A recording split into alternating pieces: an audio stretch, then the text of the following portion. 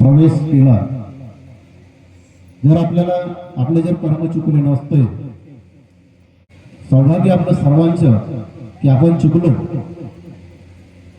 या मार्गात प्रवेश करण्याआधी आपली जी कर्म होते त्या कर्मानुसार आपण चुकलो आणि कर्म जर चुकले नसते तर आपल्यावर ही दुःखाची वेळ आपली आली नसते.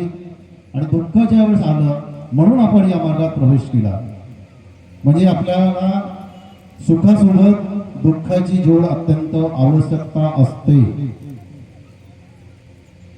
आपल्यावर समजा दुःख झालं नसतं किंवा आपल्याला दुःख येणारच नाही तर आपण परमेश्वराकडे काय मागू? परमेश्वराकडे आपल्याला मागायचं आहे, दररोज मागत आहोत आपण. म्हणजे आपण कर्माने चुकत आहोत म्हणून आपल्यावर दुःख येत आहेत आणि दुःख येत आहेत म्हणून आपल्या भगवंताकडे मागणी करतो. म्हणून आपल्याला हे दुःख येणे गरजेचेही आहे. पण सतत जर आपण मार्ग चुकलो किंवा कर्म चुकला तर भगवंत काय करेल? मागून मागून आपण किती मागू? भगवंताला तर मागतच आहोत. आपण दररोज सायंकाळी सकाळी विनंती प्रार्थनेच्या वेळेस मागणी मागतो आहे. भगवंत काय दे मला? शारीरिक दृष्ट्या सक्षम कर, आर्थिक दृष्ट्या सक्षम कर, माझं मुलगा चांगलं राहिलं पाहिजे, माझं परिवार सुखी झालं पाहिजे, माझा धंदा चांगला चालला पाहिजे, उन्नती माझी झाली पाहिजे. प्रत्येक सेवक, प्रत्येक जण आपल्या आपल्या कुटुंबामध्ये मागत असतो, भगवंताकडे मागणी ठेवतो, मागत मागत जातो आपण. पण आपल्याला देत राहायला पाहिजे. पण भगवंताकडे आपण काय देतो? भगवंताने तर म्हटलं ना, मी तुला देतो, पण तू मला काय देऊन राहिला? तुलाही मला काहीतरी द्यायचं आहे. सेवा फुकट असली तरी त्याची किंमत द्यावंच लागतो. सेवा ही फुकट असली तरी त्याची किंमत द्यावंच लागतो. भगवंताला काय द्यायचं?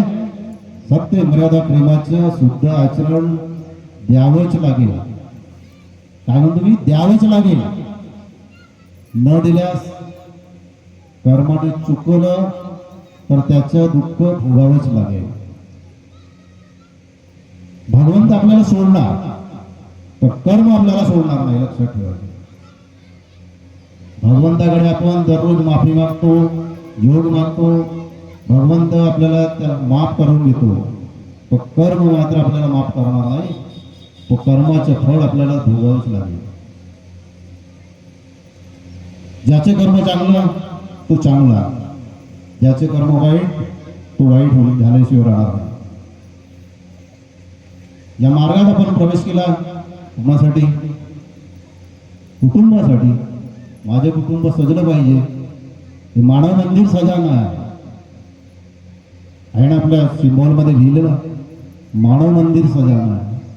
कोणतं मानव मंदिर आहे? कोणतं मानव मंदिर आहे? आपल्यामध्ये जे मानव मंदिर आहे ना, हा सजलं पाहिजे. कशाने? सत्य, मर्यादा, प्रेमाच्या आचरणाने. शुद्ध आचरण त्याच्यामध्ये मिळलंच पाहिजे. हा जो आत्मा आहे हा शुद्ध केलंच पाहिजे. प्रत्येकाला करावंच लागेल.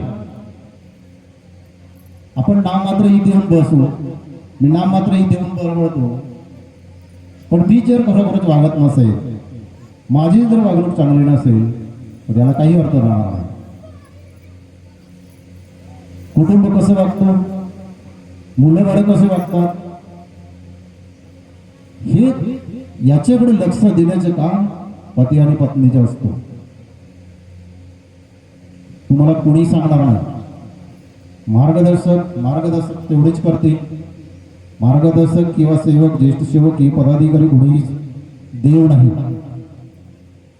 हे फक्त मार्गदर्शन करतात. बाबा असं चाल, असं वाग, या रस्त्याने तुला जायचं आहे तरच तुझ्यासोबत भगवंत राहील, अन्यथा राहणार नाही.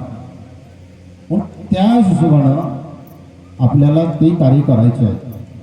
ते कार्य साधे आणि सोपे आहेत, पण दिलेले जे मार्गदर्शन आहे ते साधे आणि सोपे असलं पण त्याला आचरणात आणणं कठीण आहे. आचरणात आणायचे आहे. आपलं आचरण कसं असलं पाहिजे, आपली वाणी कशी असलं पाहिजे, आपलं वागणं कसलं असलं पाहिजे, कुटुंबात आणि शिवकात कसं बोललं पाहिजे, कसं बोललं पाहिजे.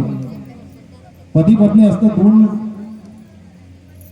एकमेकाशी बोलत असताना कुठेतरी चांगलं बोललं पाहिजे. आपल्याला एक अनेक वाईट व्यसनामध्ये फार मोठा व्यसन दिलेलं आहे, राग. एवढा राग आहे की प्रत्येकालाच येतो, प्रत्येकालाच राग येत असतो. कोणाला जास्त येत असेल, कोणाला कमी येत असेल, पण प्रत्येक शिवकाला राग येतो. कोणी कमी केलं असेल किंवा कोणाच्या वाढलाही असेल, पण त्याला कमी करायचे आहे. पती पत्नी जेव्हा घरामध्ये असतात तर एखादा शब्द एखाद्या कुणाच्यातून पत्नीच्या किंवा पतीच्या मुखातून काहीतरी निघू शकतो, रागाने निघू शकतो. पण जो रागाने शब्द निघालेला शब्द, समजा पतीच्या मुखातून जर रागाने शब्द निघाला तर पत्नीने त्याच्यावर काय प्रत्युत्तर देऊ नका, त्याला टाळा. तो टाळल्याशिवाय पर्याय होत नाही. जर टाळलं नाही किंवा पत्नीला जर राग आला तर पतीने जर त्याला टाळलं नाही तर काय होईल, भांड्याला भांडा लागल्याशिवाय राहणार नाही आणि फार मोठा स्फोट झाल्याशिवाय राहणार नाही. आणि हा जेव्हा स्फोट होईल तेव्हा आपल्या घरामध्ये असलेले जे चिमुकले आहेत त्या स्फोटाला ते ऐकतील, त्या स्फोटाला ते ऐकतील. माझी मम्मी काय बोलतो, माझा पप्पा काय बोलतो हे त्यांच्या लक्षात येईल. हे जेव्हा होईल तेव्हा काय होईल, मुलांमध्ये काय संस्कार पडतील, मग असे संस्कार पडतील की तो मुलगा आई वडिलांची सुद्धा ऐकायला तयार नाही. एक साधीशी कहाणी आहे. एक मुलगी असतो, तिचं लग्न होतं. लग्न झाल्यानंतर काही दिवस तिचा संसार चालतो. काही दिवसांनी तिला एक मुलगा होतो. मुलगा झाल्यानंतर काय होते, हळूहळू तो मोठा होत जातो. 6 वर्ष झाल्यानंतर त्याला शाळेमध्ये टाकले जाते. शाळेमध्ये जेव्हा टाकतात पहिल्या दिवशी तो शाळेत जातो. शाळेत गेल्यानंतर मित्रांसोबत खेळत असतो, मित्रांसोबत बोलतो, बसतो आणि हळूच काय करतो, मित्राच्या कंपास पेटीमधून एक पेन्सिल चोरून घेतो. पेन्सिल चोरल्यानंतर तो आपल्या आईकडे जातो आणि सांगतो, आई मी माझ्या मित्राकडून त्या कंपास पेटीमधून पेन्सिल घेतली. आई त्याला शाबासकी देतोय, त्याला काही बोलत नाही. पुन्हा हळूहळू तो मोठवायला जातो. काही दिवसांनी पुन्हा तो कंपासच चोरून घेतो. कंपास चोरल्यानंतर पुन्हा तो आईकडे जातो. आईला सांगतो, आई मी त्या मित्राचा कंपासच चोरून घेतला. तिने त्याला काहीच बोललं नाही, पुन्हा शाबासकी देतो. हळूहळू तो लहान मोठ्या चोऱ्या करायला लागला. त्याची म्हणजे हिंमत वाढली की मी चोरी केल्यानंतर मला कुठला कोणीही पाहू शकत नाही, कोणी काही बोलणार नाही.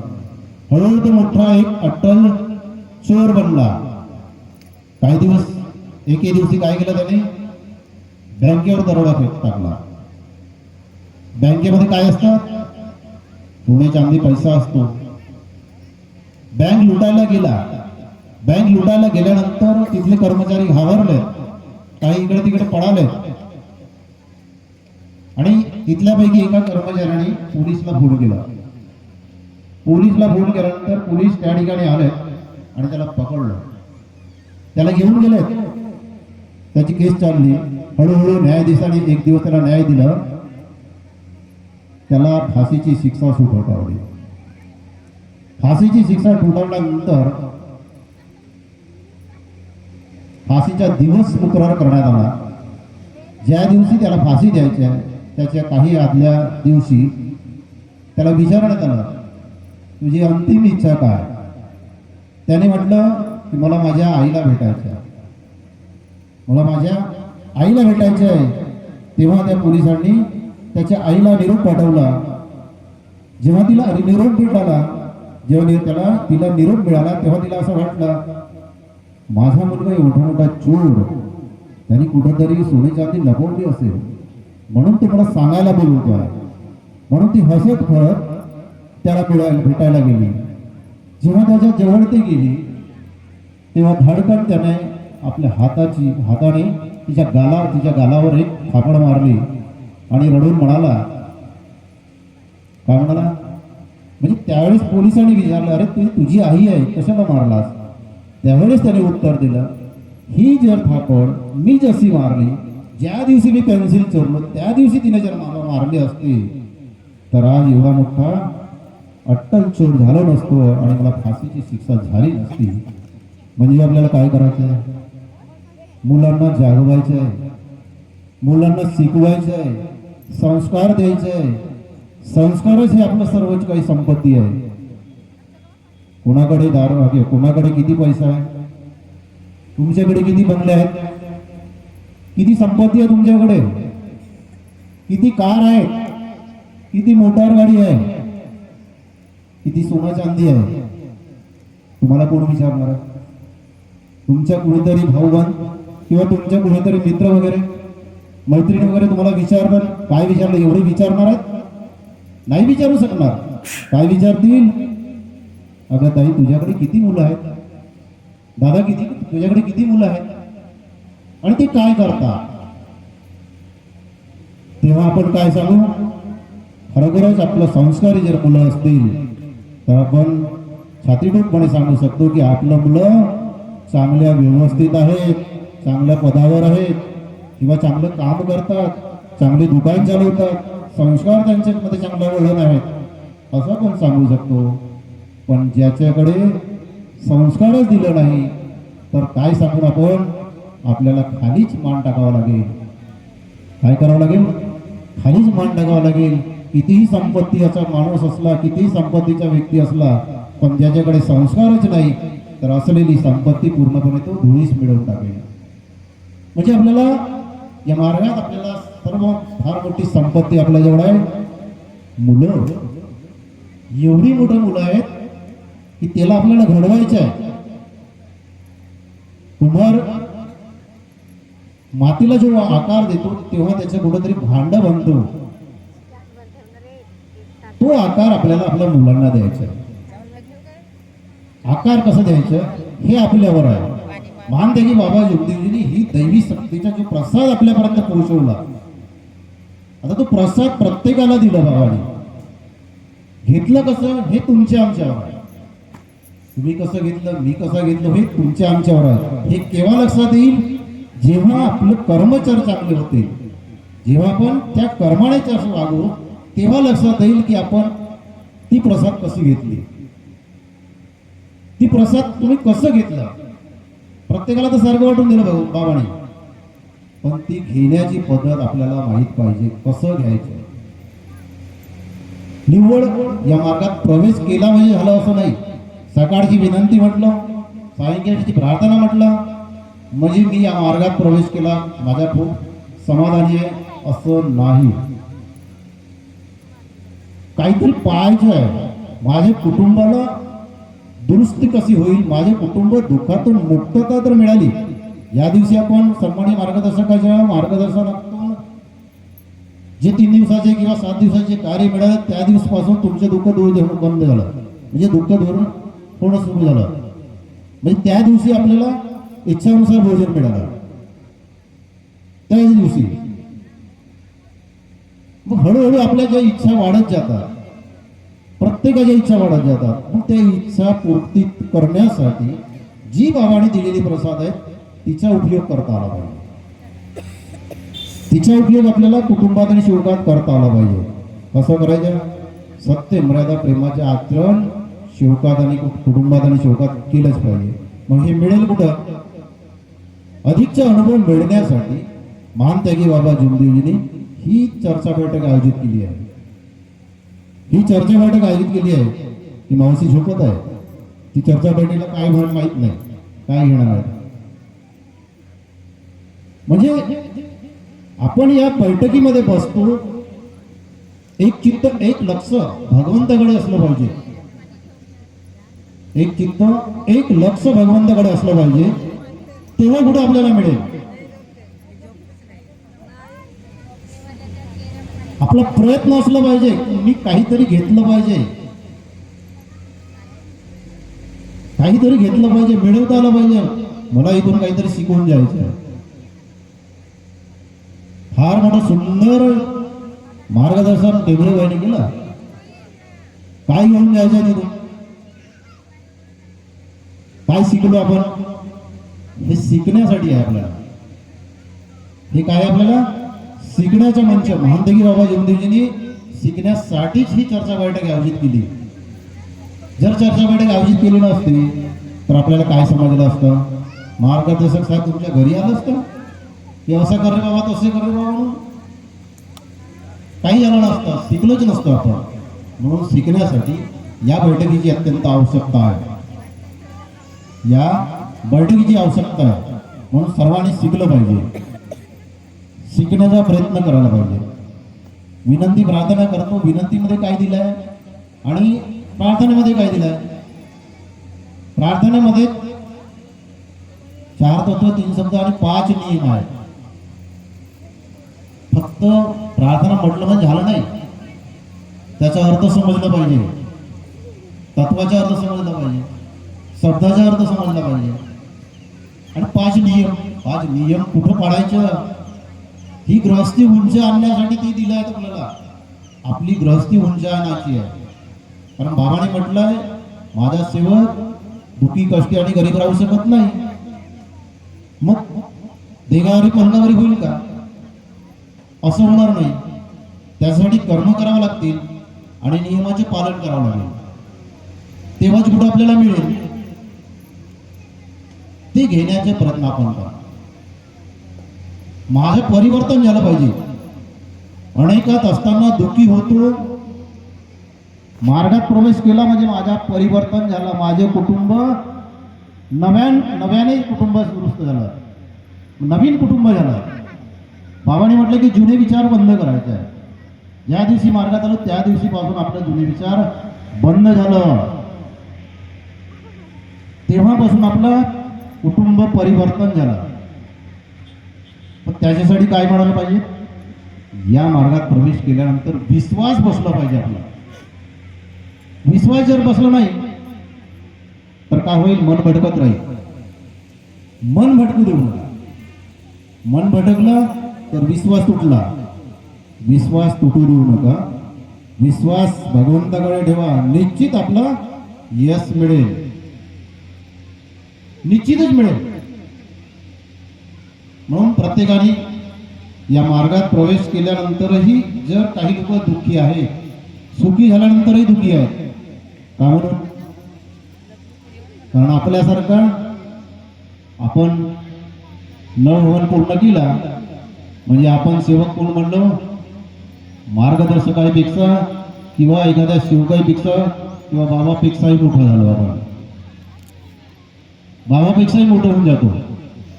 मग मी म्हणेन ते करा. एखाद्या काही ज्येष्ठ सेवक असतो, कधी कधी तो आपल्याप्रमाणेच दुसऱ्याला वागवण्याचा प्रयत्न करतो. साधे भोळे सेवक त्याच्याही मागे धावतात. मग तो जसं सांगतो तसाच वागतो.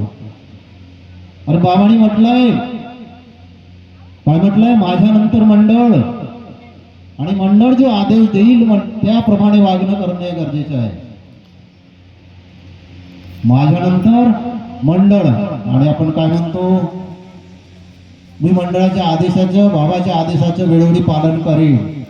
करतो का आपण? नाही करत. गुडबाजी निर्माण करतो. माझ्यासारखा सेवक कोणी नाही. हे मी पुढारी आहे, माझ्या मागे सर्व धावलं पाहिजे, असं होऊ देऊ नका. आणि एक गोष्ट, सन्मान्य मार्गदर्शक आणि माझी विनंती राहील, ज्या ठिकाणी मार्गदर्शक आहे, ज्या गावात मार्गदर्शक आहे, त्याच गावामध्ये कार्य द्यायचे आहे. ज्या तुमच्या परिसरात जर मार्गदर्शक नसेल तर ठीक आहे, ज्या गावात मार्गदर्शक आहे आणि तिथून तो दुसऱ्या गावी काय त्याचं कार्य देतो. हा आदेश कोणाचा आहे? मंडळाचा आदेश आहे. कुठल्या मंडळाचा? माजी पदाधिकाऱ्यांना बनवलेला आदेश आहे, नवीन पदाधिकाऱ्यांनी बनवलं नाही. आणि त्या आदेशाचं पालन आपण सर्वांनी करावं. अन्यथा काय होईल? बाबाच्या आदेशाचे आपण म्हणतो पालन करावं, जर पालन नाही झालं तर मार्गदर्शकावरही ती दुःख येतील, हे लक्षात ठेवायचे. कारण मार्गदर्शक म्हणजे देव नाही, पदाधिकारी म्हणजे देव नाही, ते ज्येष्ठ सेवक म्हणजे देव नाही. आपण सर्व सारखे आहोत, मानव आहोत.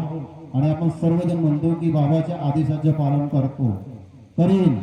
भगवंताला असं नाही सत्यवचन देतो हे सर्वजण म्हणतात. केव्हा म्हणतात? सकाळी आणि सायंकाळी म्हणतात. आणि तिथून उठला की मग आपलं तेच सुरू राहतो. म्हणजे आदेशाचे पालन होत नाही.